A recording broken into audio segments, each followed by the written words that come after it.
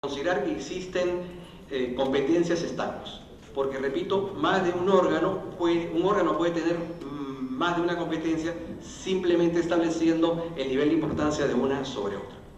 En esa línea, esta competencia tiene que ser expresa o puede ser implícita.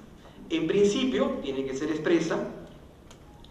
¿Cuándo es que hablamos de una competencia implícita? Cuando, a pesar de que no ha sido mencionada en la Constitución, para poder ejecutar, para poder cumplir esa tarea que ha desempeñado, que va a desempeñar este órgano, a través de la ley, ¿no es cierto?, se incluye en la ley esa competencia, pero que es instrumental, ¿correcto? O sea, estoy aludiendo a una competencia que no está mencionada expresamente en la Constitución, porque sin esa competencia que ya aparece en la ley no podría cumplir el objetivo para el cual ha sido creado. Sin embargo, vamos a ponernos en una situación aún más extrema. No se trata de una competencia implícita que se encuentra, una competencia con nivel implícita que se encuentra regulada en la ley. Hay un caso paradigmático, que es el del Ministerio Público. Si ustedes revisan, creo que es el artículo 250 de la Constitución del Ministerio Público, allí no se señala que el fiscal haga prevención del delito, cosa que hace todos los días, porque lo vemos en la ley. Esto fue objeto de una discusión y un debate, primero en el Consejo Nacional de la Magistratura y posteriormente en el Tribunal Constitucional. Y en una sentencia que está vinculada con este caso del Ministerio Público, el Tribunal Constitucional falló a favor del Ministerio Público, o sea, reconoció, ¿no es cierto?, que a pesar de que se trata de una función que no está prevista en la Constitución, que no es un medio auxiliar o instrumental para el cumplimiento de otra, por tratarse de una ley orgánica, se podría considerar como parte integrante de la competencia. Entonces, ahí tienen ustedes una beta para analizar. ¿Correcto? Si lo que se cuestiona forma parte de una norma de desarrollo constitucional o una ley orgánica, ¿no es cierto?, aun cuando no tenga que ver con una competencia directa de la Constitución, ya el tribunal le habría dado, ¿no es cierto?, su bendición. Pero eso no significa, por cierto, que el debate haya concluido y que evidentemente el tribunal pueda cambiar de opinión, porque no ha sido, digamos, una sentencia en la cual ha habido, digamos, un marco de luces, un pronunciamiento, digamos, específico dentro de un conjunto de materias. Muy bien, pero ahora regresemos al tema del control difuso. ¿Qué es el condicionamiento cuál es el condicionamiento al que se encuentra el órgano encargado de inaplicar la norma? Que ese acto de inaplicación respete los precedentes y la jurisprudencia del Tribunal Constitucional. Entonces, el marco de determinación si inaplica o no solamente está dado por la interpretación personal, sino que está condicionado por las interpretaciones que ya han sido fijadas por el tribunal. ¿Qué normas pueden ser inaplicadas en el marco de un proceso sancionador? Son todas las que tengan rango inferior a la ley, rango inferior a la Constitución, pero aquí quisiera hacer varias acotaciones. Ya se ha resuelto el problema de si se debe o no inaplicar una norma derogada. Parece contradictorio. ¿Cómo, para qué vamos a inaplicar una norma que ya está derogada? Lo que sucede con frecuencia en la administración pública, aunque el caso que voy a citar no tiene que ver con ella, pero es el mismo, es que en el llamado principio de ultraactividad, una norma que estuvo vigente, que ha generado efectos que pueden ser posteriormente solicitados para, digamos, un trámite, cualquier cosa, pone el tema en el centro de atención. ¿Cuál es la referencia jurisprudencial que tenemos sobre esta materia? Recordarán que hubo la llamada, o la famosa ley Wolfenson, mediante la cual el Parlamento, en una situación rara y extraña, decidió equiparar los días de arresto de una prisión con los días de arresto domiciliario, ¿no? Que no es lo mismo. Salvo que uno tenga que convivir con la suegra, definitivamente, ¿no es cierto?, es mucho más agradable estar en su casa que, ¿no?, como el perro de la suegra, ¿no? Pero ya hay pocas aquí, por supuesto. Entonces, ¿qué determinó el Tribunal Constitucional? que habida cuenta de que en cuanto la norma está derogada, ha sido impetrada por el solicitante y en aplicación del principio de utilidad de ultraactividad podría ser utilizada, cabe el control de constitucionalidad. Un segundo tema que ha sido solucionado es el referido a los decretos leyes. Si uno revisa, si mal no recuerdo, el artículo 46 de la Constitución dice claramente que los decretos leyes no tienen valor ni efecto legal alguno, pero nosotros sabemos que sí lo tienen. Para comenzar, los que somos pensionistas, estamos en la 2530, 19990, toda la legislación militar, son normas que la propia Constitución formalmente no daría validez. En el caso Marcelino Tineo Silva, se ha señalado que aun cuando tienen un origen espurio, en tanto no sean modificadas, permanecen vigentes. Y si están vigentes, pueden ser objeto de inaplicación por su incompatibilidad con la Constitución. Incompatibilidad, por supuesto, material. Y un tercer elemento que se ha agregado para el control difuso es el llamado el control de las normas interpuestas, que es el siguiente. El Ejecutivo muchas veces solicita facultades delegadas. Estas facultades delegadas son autorizadas mediante una ley especial dictada por el Parlamento, ¿no? Esta ley autoritativa tiene dos fronteras, plazo y materia. Podría darse el caso que un justiciable le solicite al órgano sancionador la inaplicación de un decreto legislativo en razón a que se expidió fuera del plazo o se ha ocupado de una manera extraña o ajena a la que el Parlamento autorizó, ¿no? Entonces, ese es el parámetro en el que nos movemos en relación al control de constitucionalidad que eventualmente podría hacer el órgano sancionador.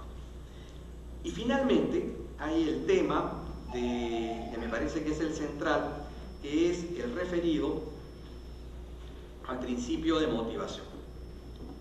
La motivación es hoy, por un lado, un principio y por otro lado, un derecho. ¿Qué significa esto? Significa que es una obligación funcional del operador jurisdiccional o el operador administrativo con capacidad sancionatoria el de que todas sus resoluciones, salvo obviamente la de los autos que pidan, den cuenta y razón de las razones, causas o motivos por las cuales se ha tomado una determinación específica o no. Y simultáneamente se plantea como un derecho. En consecuencia, cabe la posibilidad de impugnar en la misma vía o ya en la vía judicial, ¿no es cierto?, lo resuelto por infracción a este artículo previsto en el artículo 139, inciso 6. ¿Cómo es que, en términos de los mandatos del Tribunal Constitucional, debe redactarse una sentencia y cumplir con el principio de motivación para no ser cuestionada, entre otras, por ejemplo, posteriormente, ya sea de la vía contencioso administrativa o en la vía del amparo según corresponda? En las decisiones importantes, digamos, usualmente trabajamos con casos típicos.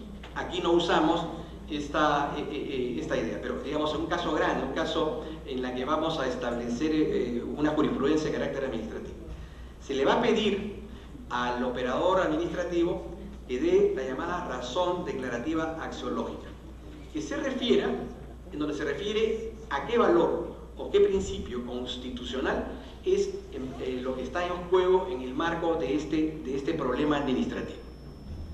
Repito, eso no se aplica para los casos de batalla porque obviamente les haría a ustedes perder mucho tiempo, o la Contraloría no tendría mucho tiempo para eso. Lo que sí exige es la llamada razón suficiente, que consiste en aquella formulación general que constituye, ¿no es cierto?, el marco de la decisión. Es decir, allí, en la razón suficiente, se tienen que establecer todas las razones fácticas y las razones jurídicas para llegar a arribar a una determinada decisión. Pero hay una cuarta parte que se conoce con el nombre de la razón subsidiaria o accidental, que son aquellas otras consideraciones o alegaciones accesorias, conexas, que si bien no van a atacar el tema de fondo, tienen una vinculación con ella. ¿Por qué es importante la razón subsidiaria o accidental? porque de alguna manera implica un adelanto de opinión. Esto es, en puridad lo que está haciendo el órgano sancionador es decir, bueno, no estamos estrictamente en un caso como este, pero si se presentase en el futuro una situación con estas otras circunstancias, digamos, algo diferentes, de alguna manera ya se está adelantando juicios, se está adelantando opinión. Y en ese caso es bueno, porque lo que está haciendo, digamos, de repente a veces sin saberlo, sin conocerlo, el órgano administrativo sancionador, sería ir señalando, ojo, a los funcionarios que van a aplicar esta resolución, a los trabajadores o servidores públicos que, digamos, tienen vinculación con el tema, ojo, si se dan estas circunstancias, este órgano, ¿no es cierto?, razonaría de esta manera. Por lo cual uno tiene ya una idea de lo que podría pasar. En consecuencia, el camino ya es menos oscuro. Y por cierto, la invocación preceptiva. Pero les comentaba que en el caso de Juliana Yamaha se han establecido criterios para motivar, que son los que yo en este momento les voy a mencionar. Primera posibilidad por la cual una resolución podría morir, ¿no es cierto?, en un proceso posterior, podría ser cuestionada. La inexistencia de motivación o la motivación aparente. ¿A qué se ha referido el Tribunal Constitucional en relación a la obligación de motivar? Dice, en este supuesto, dice, se viola el derecho a una decisión debidamente motivada cuando no se da cuenta de las razones mínimas. Razones mínimas. ¿Cuáles son esas razones mínimas? Hechos probados y ratio decidente, que sustentan la decisión o no se responde a las alegaciones de las partes, esto habría que ajustarlo al tipo de procedimiento que estamos hablando, o porque solo se intenta dar un cumplimiento formal al mandato, amparándose en frases sin ningún sustento fáctico o jurídico. El segundo vicio que se presenta en este tipo de actividades y que puede generar la intervención constitucional es la falta de motivación interna. ¿Qué ha dicho el Tribunal Constitucional sobre esta falta de motivación interna? En este supuesto se viola el derecho a una decisión debidamente motivada cuando existe invalidez de una inferencia a partir de las premisas que establece la autoridad en su decisión. Y luego dice, así como cuando existe una incoherencia narrativa que a la postre se presenta como un discurso absolutamente incapaz de transmitir de modo coherente las razones en las que se apoya la decisión. En ambos casos se trata de identificar los argumentos utilizados en la decisión asumida por la autoridad, sea desde la perspectiva de su corrección lógica o desde su coherencia normativa. Digamos, para resumirlo, ¿cuál sería el problema? Tengo una razón disidente, he expuesto una razón disidente, pero que no guarda relación con el resto del discurso. Luego, plantea como tercera posibilidad las deficiencias en la motivación externa. Y esto es vital. Cuando alguien investiga, lo hace sobre la base de una premisa. Si esa premisa no está acreditada, si esa premisa a lo largo del proceso no se sustenta, digamos, no adquiere valor, obviamente todo el resto de lo que se desarrolle sobre la base de una premisa no acreditada a lo largo del proceso se cae. Y la última posibilidad es la referida a la motivación insuficiente. Esto significa que se viola el derecho a una decisión debidamente motivada cuando se le falta ese mínimo de argumentación lógica exigible en atención a las razones de hecho o de derechos indispensables para alcanzar su validez fáctica o jurídica. Ahora bien, no se trata pues de ser un desarrollo prolijo, detallado, ¿no? Se trata de que la resolución contenga los aspectos mínimos para saber qué pasó, cómo sustento estos dos aspectos anteriores y luego cuál es la argumentación jurídica que me permite determinar, ¿no es cierto?, si hay o no hay una sanción. Por último, me falta una más, dos más. La motivación sustancialmente incongruente que se presenta cuando se viola el derecho a una debida motivación, dice, en este caso es obligación de la autoridad el resolver las pretensiones de las partes de manera adecuada con los términos que fueron planteados. Es decir, los puntos que han sido controvertidos tienen que ser puntos resueltos. Y algo que sí es vital, la llamada motivación cualificada, porque como estamos ante la posibilidad de una persona que pierda el empleo y con ello también se puede afectar el honor o el decoro, la imagen, estamos frente a valores, frente a derechos constitucionales, el tribunal dice lo siguiente: en este supuesto se viola el derecho a una decisión debidamente motivada cuando resulta indispensable una especial justificación para el caso de decisiones de rechazo de la queja, de la denuncia, de la demanda, lo que fuere, o cuando como producto de una decisión se afectan los derechos fundamentales. Habla de la libertad, pero podría ser también el derecho, ¿no es cierto?, al empleo, el derecho al trabajo. O cuando se produzcan apartamientos o cambios de precedentes vinculantes establecidos por el propio órgano. En consecuencia, si se establece una jurisprudencia y luego el órgano la cambia, si no tiene esta motivación cualificada, va muerto. Finalmente dice el tribunal, en estos casos la motivación de la sentencia opera como un doble mandato, referido tanto al propio derecho de justificación de la decisión como también al derecho que está siendo objeto de restricción, en este caso podría ser, vuelvo a repetir, el derecho al trabajo, por parte del juez. Con estas palabras concluyo, agradezco a los organizadores de esta actividad y, como les digo, como sé poco de Constitución, sé mi especialidad, lo poco que sé contra, he tratado de centrarme en este tema. Muchísimas gracias y muy buenos días.